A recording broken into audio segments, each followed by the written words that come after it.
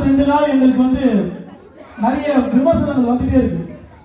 விஜய்க்கு அரசியல் என்ன தெரியும் அப்படின்னு.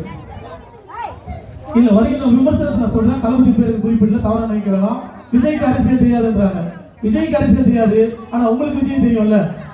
அன்னைக்கு அனிதா வீட்டுக்கு போயிட்டு ஒரு அண்ணனா நின்றவர் தான் எங்க தளபதி விஜய் அவர்கள்.